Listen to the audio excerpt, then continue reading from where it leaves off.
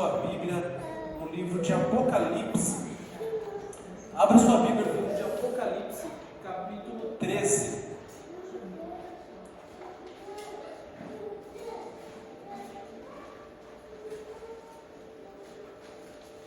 Livro de Apocalipse, capítulo 13.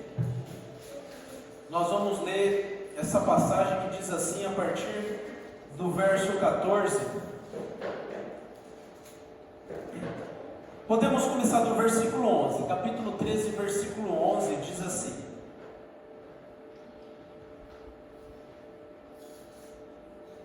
Vi ainda outra besta emergir da terra, possuía 2 chifres, parecendo cordeiro, mas falava como dragão. Exerce toda a autoridade da primeira besta, na sua presença. Faz com que a terra e seus habitantes adorem a primeira besta, cuja ferida mortal fora curada. Também opera grandes sinais, de maneira que até fogo do céu faz descer a terra diante dos homens. Seduz, versículo 14, os que habitam sobre a terra por causa dos sinais que lhe foi dado para executar diante da besta, dizendo aos que habitam sobre a terra que façam uma imagem à besta, aquela que ferida a espada sobreviveu. E lhe foi dado comunicar o fôlego à imagem da besta, para que não só a imagem falasse, como ainda fizesse morrer quantos não adorassem a imagem da besta. Vamos orar ao nosso Senhor Jesus. Querido Deus, eu te louvo e te agradeço mais uma vez pela sua palavra, Pai.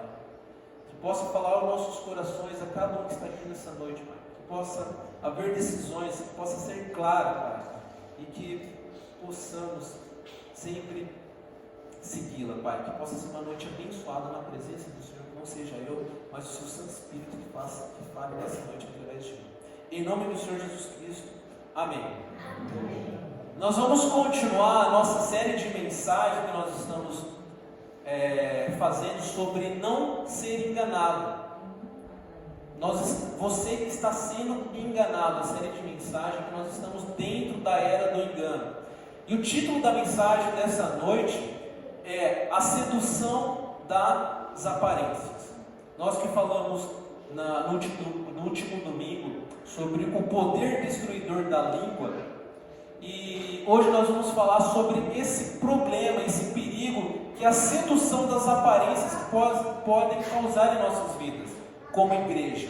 E nós devemos estar atentos, nós que estamos no meio dessa era do engano, assim como o pastor Carlos propriamente testemunhou aqui nessa noite, ele que tem propriedade para falar disso, que andou por outras igrejas e percebeu isso, e muitas vezes a nossa percepção que nós temos das nossas vidas é como nós estamos realmente dentro da era do engano. Quando Jesus, perguntado acerca de quais seriam as características do fim dos tempos, justamente a instrução que Deus, que o nosso Jesus Cristo dá para os apóstolos, a primeira é justamente essa: cuidado para que ninguém os engane. Nós estamos no meio dessa era da sedução ao engano. Nós estamos bem no meio dessas características da vinda de Jesus. Já visto que nós estamos participando, nós estamos vendo de camarote como as pessoas estão sendo seduzidas, e muitas vezes líderes estão sendo seduzidos por essa característica de engano. E Jesus Cristo, ele dá essa instrução para os apóstolos: cuidado para que ninguém vos engane. Jesus Cristo, quando está próximo a chegar a Jerusalém, ele diz: Jerusalém, Jerusalém, vós que matastes os profetas e apedrejastes aquele que me enviaste, quantas vezes eu quis reunir debaixo dos meus braços, assim como uma galinha reúne seus pintinhos, porém vocês não quisestes. Saiba que um dia por algum breve tempo vocês não mais me virão, mas verão um dia que vocês vão dizer: bendito seja o Filho do Homem que vem em nome do Senhor Jesus Cristo. E essa é a característica que está acontecendo de muitas pessoas, de muitos líderes, de muitas igrejas não quererem a sã doutrina, a palavra de Deus, que o próprio Jesus, ele reclama, ele adverte aos seus discípulos fala de Jerusalém, você que apedreja os profetas e aqueles que levam a palavra de Deus, e muitas vezes nós fazemos isso.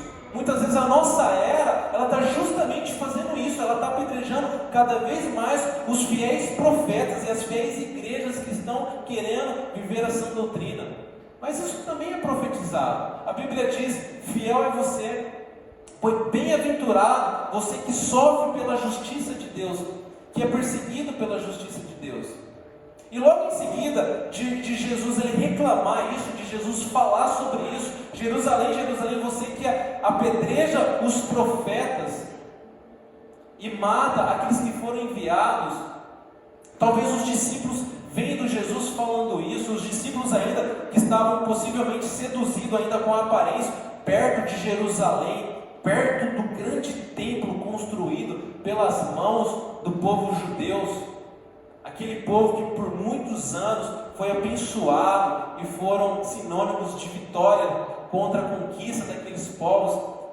Os discípulos ali perto das construções do templo, talvez seduzidos pela aparência, eles chamam Jesus e falam: calma Jesus, calma, não precisa de tanta depressão, olha as construções do templo, olha a porta do Oriente, olha a porta do Ocidente, olha essas muralhas, Jesus, olha como isso é grande, como isso é belo. Os próprios discípulos, eles caem na tentação da aparência, da sedução, da grandeza daquele templo, e Jesus diz: não vai ficar pedra sobre pedra. Aí os discípulos acordando em si, acordando sobre o que eles estavam inclinados naquela sedução, aí eles se tocam, que eles estavam olhando para uma perspectiva diferente de Jesus. Eles perguntam então para Jesus: Jesus, qual então é a característica da vinda do Filho do Homem? E Jesus, ele adverte de imediato: cuidado que ninguém vos engane. Essa é uma característica dos fins dos tempos. Pandemia, rumores de guerras, terremotos, mas uma coisa que fica evidente e clara da característica dos fins dos tempos e da vinda de Jesus é o engano. Haja visto que as pessoas estão cada vez mais seduzidas pelos falsos profetas. As pessoas, elas querem cada vez mais serem guiadas por esse espírito do anticristo que nós acabamos de ler. Um espírito que ele é parecido com o cordeiro, mas ele fala como o dragão. Ele é parecido com o justo, mas ele leva uma outra verdade. Ele leva uma mentira, ele leva uma narrativa. Ele quer fazer com que as pessoas agora estejam dentro da igreja, mas longe de Jesus. Que elas vivam os princípios de Deus, mas não para a glória de Jesus, mas para a sua própria glória. E dessa forma, os falsos profetas, o espírito do anticristo tem pegado as pessoas, tem pegado as igrejas. Esse espírito que foi narrado aqui, que faz grandes sinais, até muitas vezes faz fogo cair do céu. E as pessoas gostam disso, gostam de fogo, gostam de sinais, gostam de profecias. E agora, crescimento espiritual virou sinônimo de prosperidade financeira. Você que está buscando um crescimento espiritual, você que está buscando uma prosperidade financeira, você que está buscando determinações de profecias, venha para este lugar. É isso que está sendo pregado hoje por muitos líderes e por muitos púlpitos, infelizmente, nesse momento, nessa noite. Pessoas que estão sendo induzidas e seduzidas para seguirem uma mentira, que se elas aplicarem os princípios da palavra de Deus, elas serão prósperas. Se você fazer isso certinho, você vai alcançar seu primeiro milhão. Em 6 meses, se você aplicar os princípios da palavra de Deus, você pode em 6 meses conseguir os seus 100 mil reais. Ou você pode ser curado. E se você aplicar os princípios da palavra de Deus, vai ser profetizado e vai ser determinado que você vai ter paz na sua vida e você vai se prosperar. Quando a palavra de Deus diz, Leandro, tende motivo de grande alegria passar por diversas provações, pois a prova da sua fé produz perseverança, e a perseverança deve ter ação completa, para que sejas maduros e íntegros e nada faltantes. Tem uma razão muitas vezes de nós estarmos na provação. E muitas vezes as nossas dificuldades, é o momento que nós mais crescemos espiritualmente. Muitas vezes, o momento que nós estamos em dificuldades, é o momento que nós estamos mais atentos e mais nós queremos a palavra de Deus, para que nós nos tornamos maduros, e para que nós nos tornamos íntegros, e para que nós realmente possamos viver a palavra de Deus conforme Ele quer. E nem sempre crescimento espiritual é um sinônimo de uma prosperidade financeira. E nós devemos ter cuidado com essa raiz diabólica que está pegando muitas vezes líderes do nosso tempo. É uma raiz diabólica, sim. Haja visto que esse mesmo sentimento, essa mesma ideia, ela passou na mente de Lúcifer, o grande querubim da guarda ungido. Ele que era formoso e belo, as pedras preciosas eram a sua formação, o carbúnculo, o jaspe, o ônix, o de ouro era feito os seus engates e seus ornamentos, perfeito eras, formoso eras, até que em ti foi encontrada iniquidade, e no comércio e na multiplicação do seu comércio foi encontrada violência.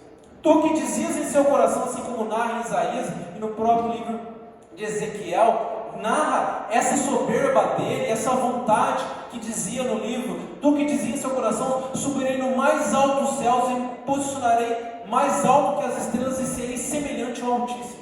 Ele, a vontade de querer ser igual a Deus, é o mesmo espírito que é pregado hoje, que você pode aplicar as palavras de Deus, você pode aplicar os princípios de Deus, que você pode alcançar algo para você, não mais para Jesus.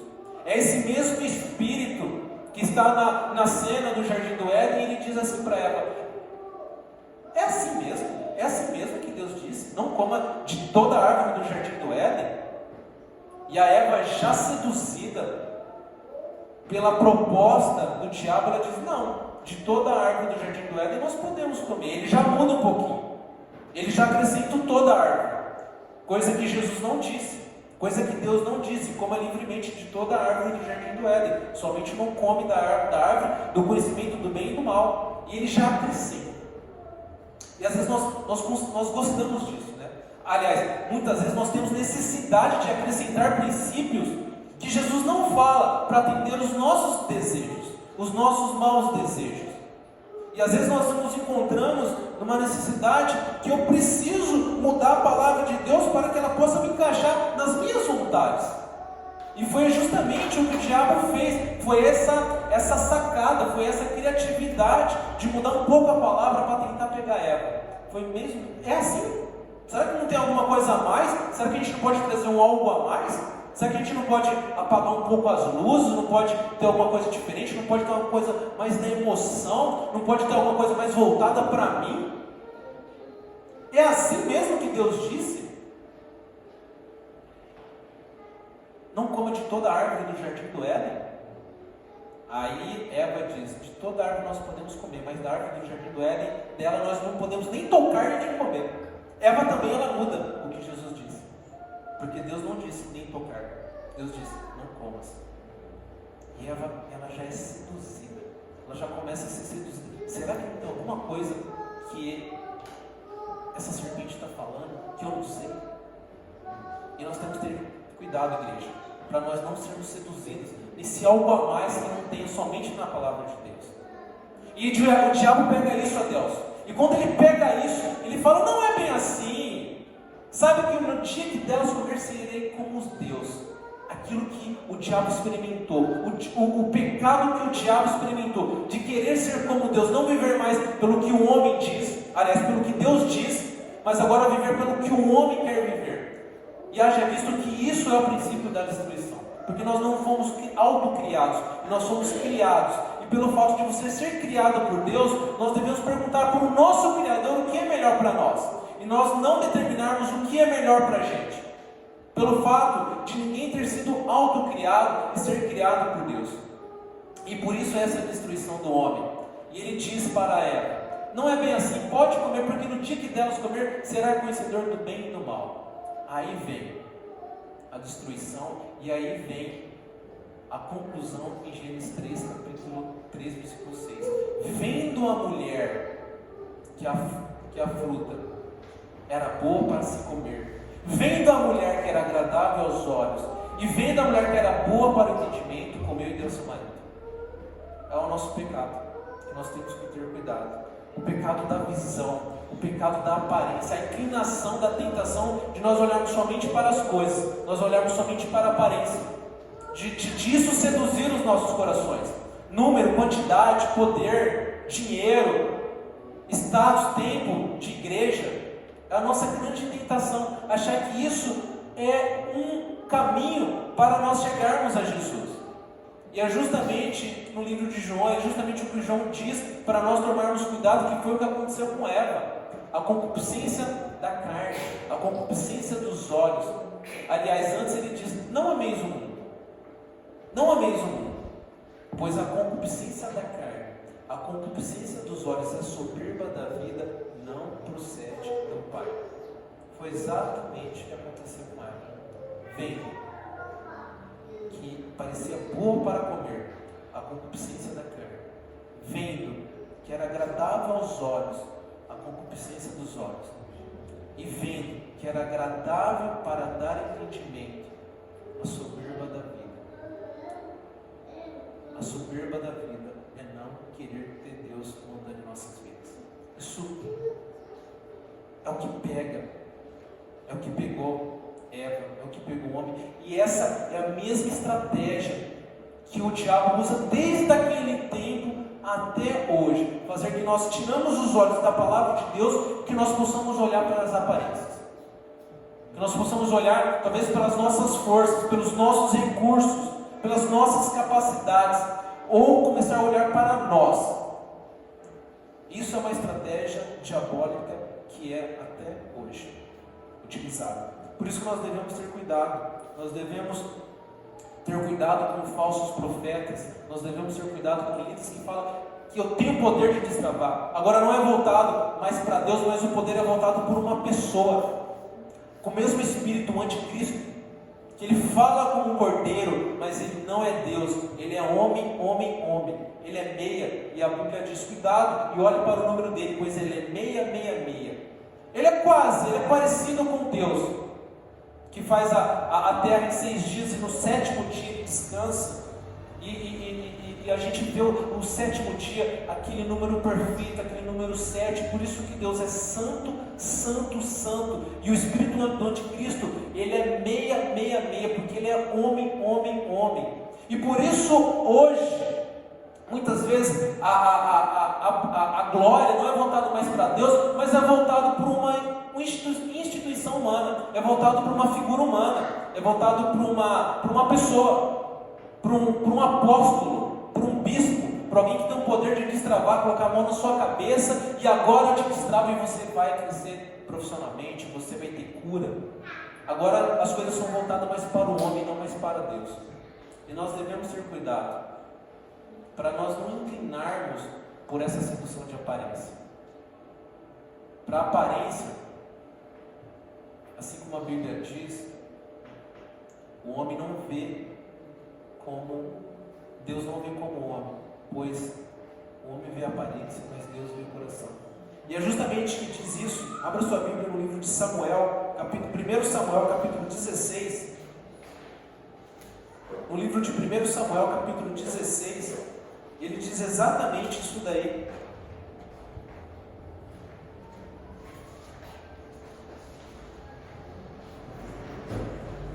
No livro de 1 Samuel, capítulo 16, no versículo 7, ele narra esse versículo. Porém, 1 Samuel, capítulo 16, versículo 7. Porém o Senhor disse a Samuel: não atentes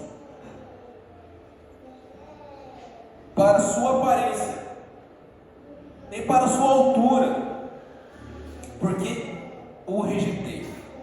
Porque o Senhor não vê como o homem vê o exterior, porém o Senhor o coração. E o que o Senhor está interessado, o que o Senhor espera de nós como igreja, o que o Senhor quer é o nosso coração. Deus quer o nosso coração. Deus não está interessado nas nossas coisas. As coisas, elas não são capazes de fazer que nós nos aproximamos de Deus, pelo fato de o próprio Jesus disse que ela vai se enferrujar. As coisas desse mundo, elas vão se deteriorar. Ajunte tesouros no céu, onde a traça e a ferrugem não corrói, e onde os ladrões não arrombam e nem roubam. E as coisas, elas são passageiras, elas vão ficar aqui. Lembra do seu carro, lembra da sua casa, lembra das coisas que você tem. Isso vai enferrujar, isso vai se deteriorar. Se você não cuida do seu carro por uma semana, por um mês ou por algum tempo, ele já começa a dar problema. Imagina, 20 anos, 100 anos, 1000 anos, vai enferrujar. E Jesus diz: ajunte tesouros nos céus. Nós não temos capacidade de aproximarmos de Deus pelas coisas. E essas pessoas que estão inclinadas pelas coisas, pelo 1 milhão, por conseguir algo, para você ascender financeiramente, é até melhor que elas não consigam. É até melhor que elas não alcancem esse primeiro milhão, que elas não alcancem esse milagre, porque o dia que elas alcançarem, elas vão entender que elas não foram preenchidas, porque não é capaz de preencher pelas coisas. Há um vazio no coração do homem que ele é capaz de ser preenchido somente pelo Jesus Cristo. E quando essas pessoas se alcançarem algo, é até pior, é até melhor que elas não alcancem. E mesmo assim o diabo, ele continua nessa tentativa de enganar as pessoas pela aparência, e nós devemos ter cuidado de nós não fazermos a vontade de Deus pelo que nós temos. Deus, ele quer o nosso coração. Nós não temos capacidade de agradar a Deus pela quantidade de oferta que nós damos, pela quantidade de dízimo que nós damos, pelo tempo de igreja que nós temos. Você acha que Jesus realmente precisa do nosso dinheiro? De fato, você acha que Jesus precisa do nosso dízimo?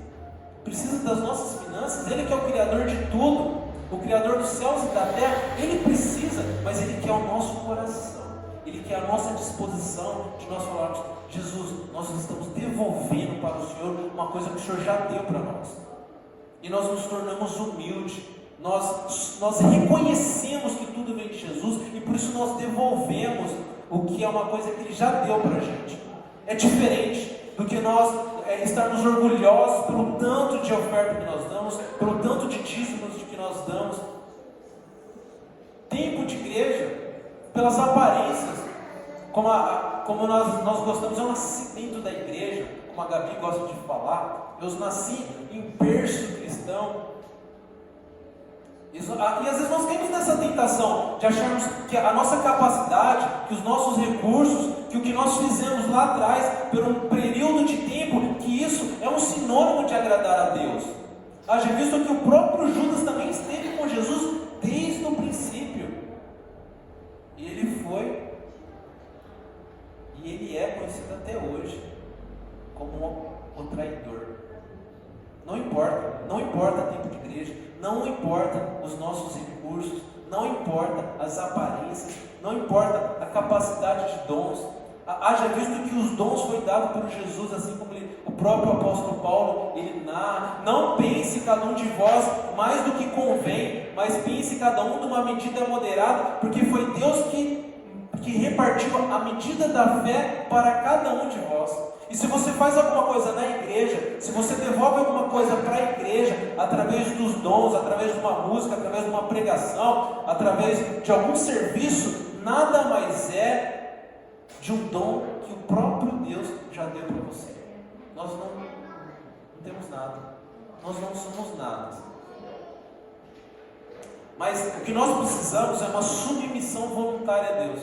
O que Deus espera de nós não não olharmos para a aparência, nós não se seduzirmos pelo que nós temos, mas Ele espera, assim como Ele diz no livro de Mateus capítulo 5, felizes, bem-aventurados os humildes de espírito, pois deles serão o reino dos céus.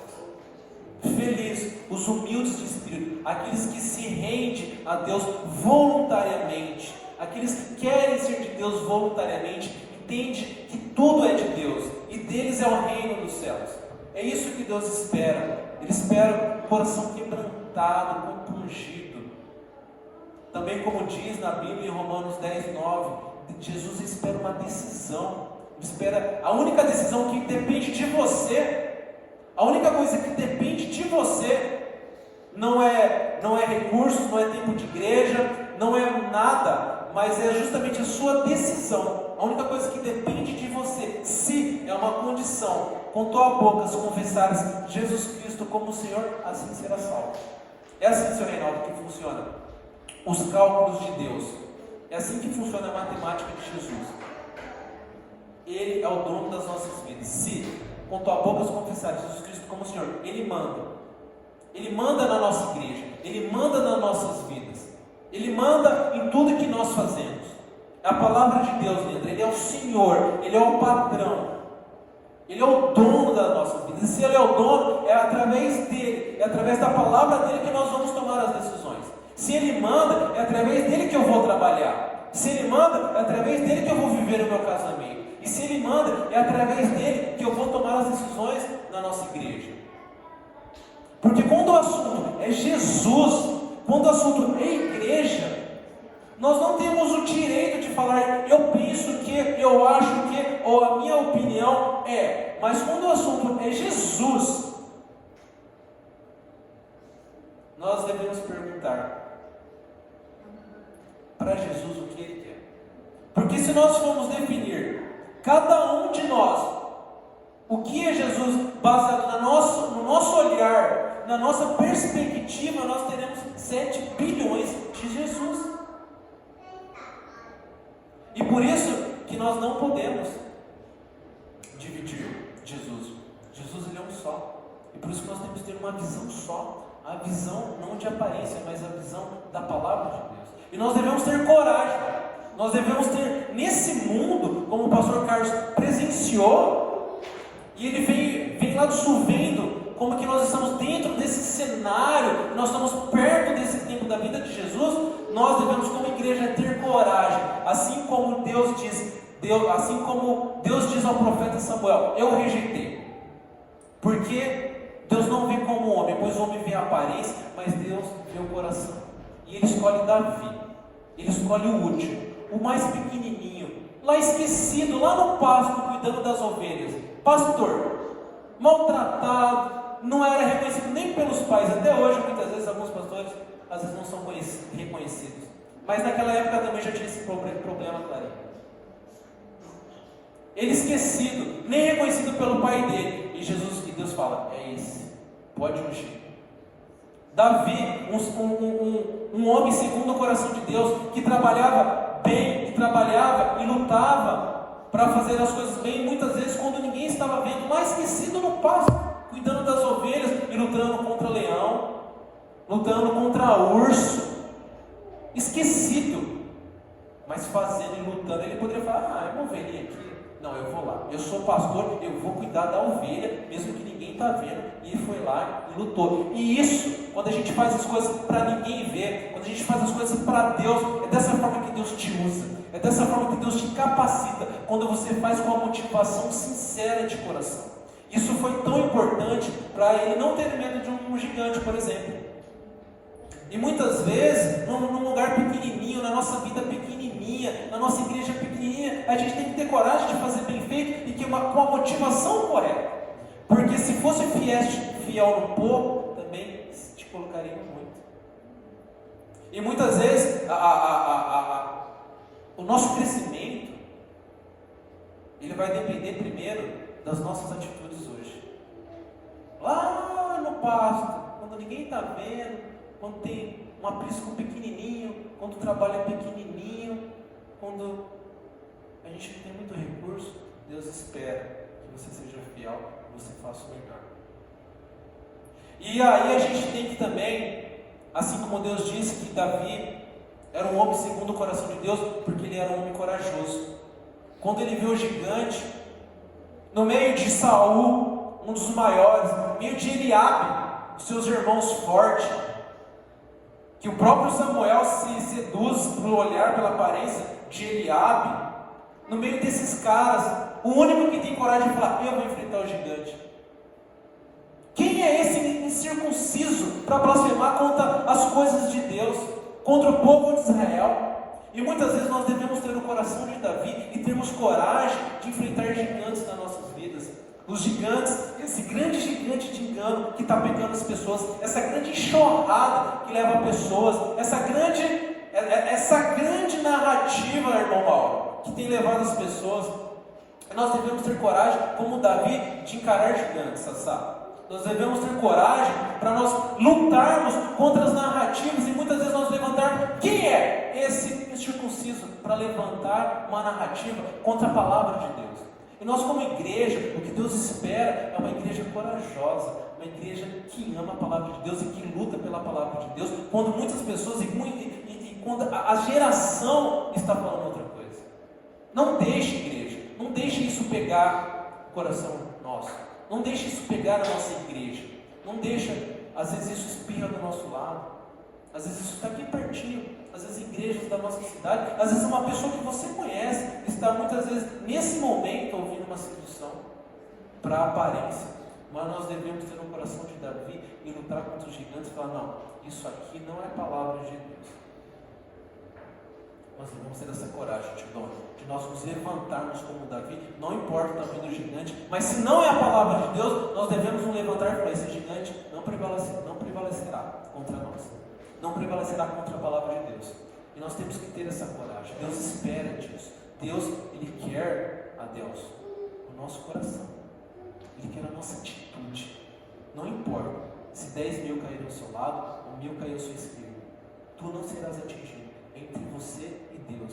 É a sua coragem de você estar convicto que a palavra de Deus guia as nossas vidas.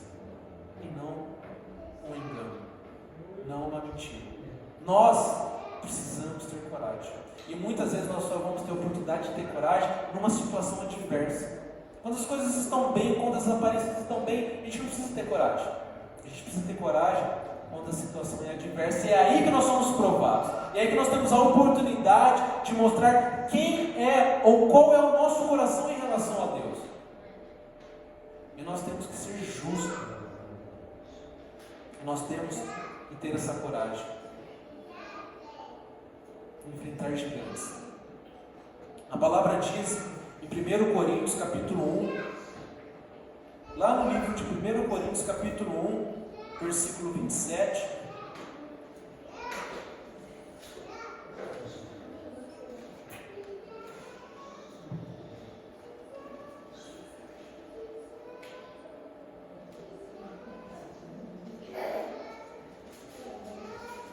ele diz no livro de Coríntios capítulo 1, versículo 27.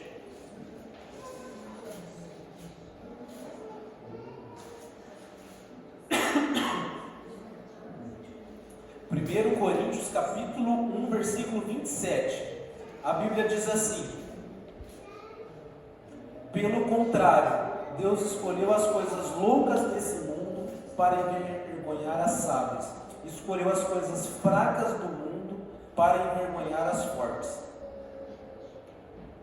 E Deus escolheu as coisas humildes do mundo e as desprezadas e aquelas que não são para reduzir as que nada são, a fim de que ninguém se vanglorie na presença de Deus. E o que tem valor é a sabedoria de Deus. O que tem valor de fato é a palavra de Deus. O porquê Paulo narra esse versículo, ele diz, é justamente numa situação que ele chega em Coríntios, ele manda uma carta para Coríntios, ele fala: graças eu dou pela decisão de vocês, por vocês amarem a Deus, eu dou graça pela vida de vocês, mas eu tenho uma reclamação de vocês.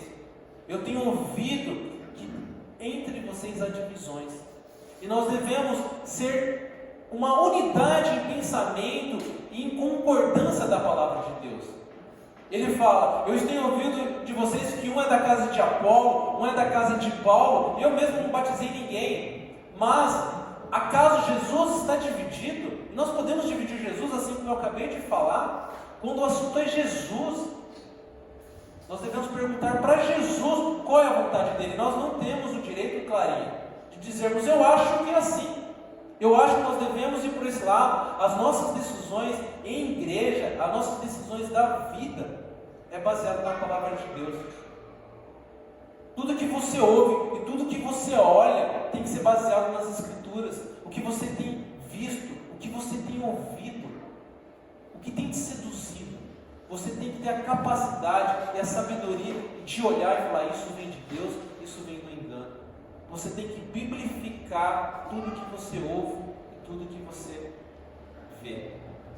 Isso você só faz, isso você só é capaz de fazer com a palavra de Deus. Por isso que nós nos encorajamos, por isso que nós fazemos isso, por isso nós vamos, decora o versículo, porque isso é que te dá sabedoria, Luana. É isso que faz com que você possa lembrar: opa, isso aqui é uma mentira. É isso, irmã Fátima. Sabe por que a gente faz isso nas quarta-feiras? Vamos decorar o versículo para te ajudar, para você ouvir alguma coisa e falar: isso é mentira. Nós temos que ter essa coragem, nós temos que ter essa sabedoria. Você tem que investir na palavra de Deus. Isso tem a ver com a sua vida, isso tem a ver com as decisões. Amanhã cedo você vai acordar às 6h30, você vai encontrar tanta gente, você vai trabalhar, você vai para o mercado, você vai estar em exposição de tantos estímulos, ouvindo tanta coisa. Como não sair de casa e não se debruçar numa meditação e não decorar um versículo, e você pega aquela meditação e você lê ela, e você abre, você, poxa vida, como o tio Doni falou de manhã, poxa, mas tem um versículo que eu lembrei, o tio Doni, 40 anos de igreja, a palavra de Deus falando com ele ainda. E você abre a meditação, e você circula, e você anota, e você fala: poxa, isso aqui eu não tinha visto. Como a Gabi falou isso de manhã, poxa, eu nunca. A Gabi falou isso de manhã, por isso que eu gosto do Sebac. Por isso que eu gosto. Eu não sabia dessa história de Cesareia de Filipe. Agora você vai ver com uma perspectiva diferente. Como que iniciou a igreja. E você pega a meditação e a gente dá um pequeno tranco, uma pequena ajuda para você escorregar no versículo e você começar a ler a palavra de Deus e falar: puxa vida, eu não precisava ficar tão preocupado, tão ansioso. Está aqui as promessas de Deus. Poxa vida, aquilo que aquela pessoa falou não é tão verdade, seu Reinaldo. Por isso que eu encorajo o Senhor. É só por causa disso, mano. Para que você não seja seduzido pelo espírito do anticristo. Um espírito que faz sinais até fogo cair do céu.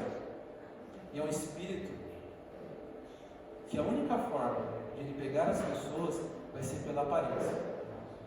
Porque ele diz que ele faz a comunicar, dá o fôlego da vida e faz morrer a todos que não adorem a imagem da besta. Para todos, pobres e ricos, grandes ou pequenos, que para comprar ou vender tem uma imagem e adorem a besta. Tem a ver com a aparência, tem a ver com o poder, comprar e vender. E as pessoas já estão sendo preparadas, já está sendo criada uma demanda de pessoas que adorem coisas, para quando o espírito do anticristo, aliás, para quando a figura do anticristo estiver de frente com você, a imagem da besta estiver em frente de você já inclinado nas coisas, você facilmente seja levado por ela. E se você ama as aparências, se você olha pelas aparências, não somente pela palavra, você facilmente pode ser uma demanda do anticristo. Nós devemos ter cuidado como igreja sobre isso. Amar a palavra de Deus, somente a palavra de Deus. Não importa o tamanho da sua igreja, não importa o que tem na sua igreja, ou o que deixa de ter nas coisas, mas se tem a palavra, é o melhor lugar para você estar. É o melhor lugar para você investir na sua vida, na vida da sua família e na vida dos seus filhos. Uma igreja que tem a palavra de Deus. Às vezes falta, às vezes o projetor está um pouquinho falho, às vezes a luz dá uma piscadinha, mas tem a palavra de Deus, é lá que eu quero estar. Ter alegria de estar exposto à palavra de Deus. Nós devemos ter essa alegria. Entender que muitas vezes o próprio Paulo ele diz que Deus escolhe as coisas loucas desse mundo para confundir as sábias. Entender que isso é um mecanismo que Jesus gosta de trabalhar, é um mecanismo que Deus gosta de trabalhar. O próprio Paulo fala: reparai que o próprio Deus não escolheu muitos de vós sábios para serem líderes. E Deus, ele trabalha nessa dinâmica mesmo. Deus gosta de trabalhar. Ele levanta Jeremias, o jovem Jeremias fala: Jeremias, eu te conheci antes da sua mãe, e desci no ventre da sua mãe, para que fosses profetas. Vai lá e fale para as nações. E Jeremias fala: não, mas eu sou novo. Não, fale, você vai falar para os anciões. E Deus gosta de trabalhar nesse estilo. Ele fala para Ezequiel da mesma forma, Clarinha. Ele fala para Ezequiel da mesma forma, a palavra de Deus, nós devemos reverenciar a palavra de Deus, é importante a palavra de Deus. Deus gosta que nós respeitamos a palavra dele. Ele fala para Ezequiel, vai e fala para os anciões. Não importa, eu sei que eles vão ser rebeldes, eu sei que eles não vão ouvir, mas fale mesmo assim. Deus escolhe as coisas loucas desse mundo para confundir as sábias. E o que nós devemos amar é simplesmente, genuinamente, a palavra de Deus. Às vezes nós temos a tentação de querer uma igreja grande, uma igreja poderosa, líderes poderosos, pastores poderosos, mas o que nós devemos querer é uma igreja fiel à palavra de Deus. É isso que nós devemos ansiar, cara. Uma igreja que ama somente a palavra de Deus. Assim como nós aprendemos de manhã, quando Jesus ele pergunta para os discípulos, quem dizem quem eu sou? E alguns dizem, tu és Elias, alguns dizem que você é um dos profetas, e vós, e vocês, quem dizem quem eu sou? E Pedro levanta e ele diz, tu és o Cristo, o Filho de Deus vivo. Nós devemos ter a capacidade de saber, como igreja, realmente definir quem é Jesus Cristo. E através da palavra de Deus. Paulo diz, você tem a capacidade de ter a mente de Deus. Somente ler a palavra de Deus. Nós temos a capacidade de termos a mente de Deus. E ele diz, bem-aventurado é tu, Simão Barjonas, porque não foi nem carne e nem sangue que te revelaram, mas o meu Pai que está no céu. Nem carne nem sangue, Clarice. Nada que a nossa carne, nada que a nossa capacidade, que os nossos recursos possa fazer, é capaz de fazer nós aproximarmos de Deus. A única coisa que é capaz de nós aproximarmos de Deus é quando vem direto do Pai. Isso é somente através da palavra de Deus. Nós devemos investir nisso. O nosso grande tesouro, o nosso grande anseio deve ser a palavra de Deus. Nós devemos amar, nós devemos investir. A nossa igreja, ela deve ser alegre por estar esperando ser PAC, como hoje de manhã, uma igreja cheia, todo mundo participando, prestando atenção. Invista nisso. Não permita que se levante, não permite que o engano pegue os nossos corações. É da palavra de Deus, provém de Deus, vamos basear as nossas decisões nisso, para que a gente possa realmente tomar decisões sérias. Assim como diz em Apocalipse capítulo 13, versículo 14.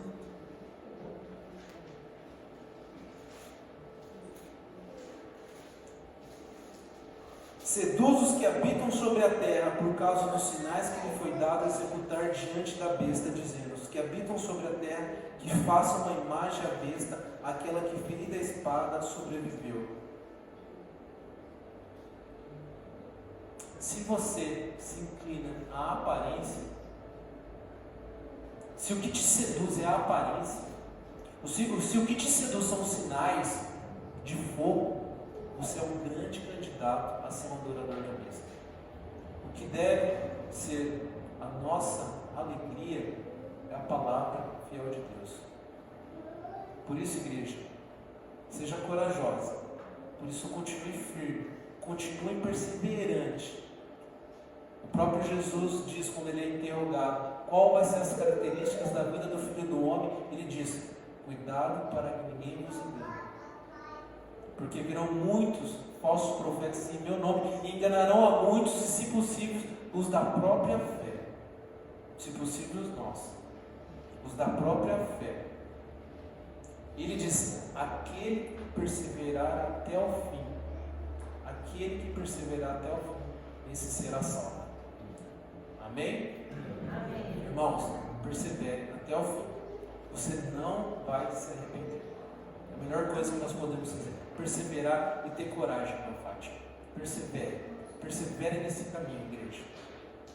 Amém? Vamos orar a Deus e agradecer por essa palavra. Querido Deus, eu te louvo e te agradeço mais uma vez pela sua palavra, que nos exorta e nos encoraja, Pai. Que possamos continuar fielmente aos seus ensinos, aos seus mandamentos e às suas instruções. Que o Senhor seja o guia das nossas decisões, o guia das nossas vidas e o guia da nossa igreja, Pai. É isso que eu te peço em nome do Senhor Jesus Cristo. Amém. Amém. Antes